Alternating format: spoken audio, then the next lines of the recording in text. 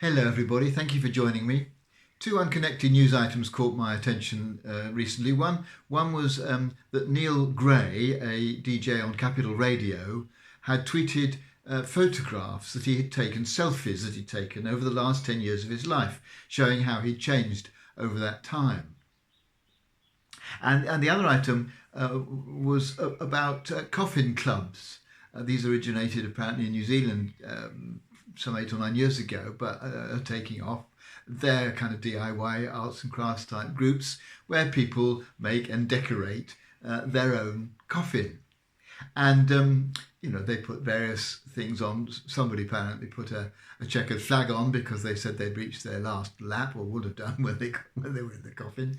And someone else put on the top of their coffin a portrait of a film star that they rather fancied, saying that would mean that she would be with him to eternity. The point of making these bringing these to your attention is that Neil Gray was looking back and the Coffin Club people are looking forward.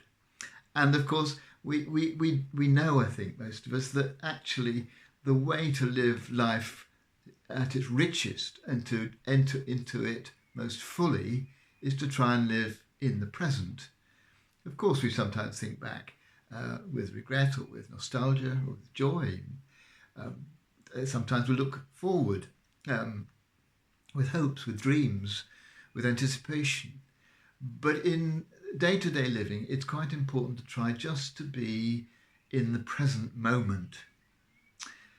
I once heard a Buddhist talk about this and said that the trouble with Western culture is that when people are eating an orange, they tend to tear off the next segment while they're still eating the first. Whereas actually what you ought to do is really enjoy the first, really savour it and get the full richness of that segment of orange before you even begin to think about the next one. A symbolic way of saying how important it was to take each moment as it comes and not always to be thinking about what you're going to do next. Not an easy thing to do.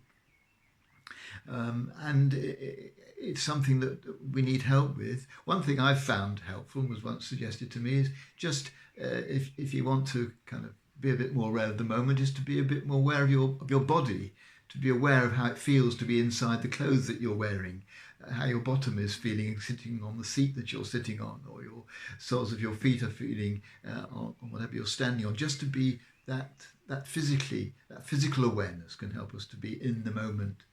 But it's certainly something worth pursuing. It helps to enable us really to enter into life at its richest. And for Christians, it's a way that many great spiritual writers have suggested of encountering God. Brother Lawrence, I think, is the best known of these. His little book, The Practice of the Presence of God, is about how in his work, and he worked in the kitchen in the monastery all his life, that in the washing up of a dish, in the preparing of a particular meal, each individual stage needed to be concentrated on and focused on, and that was where he felt he encountered God most closely.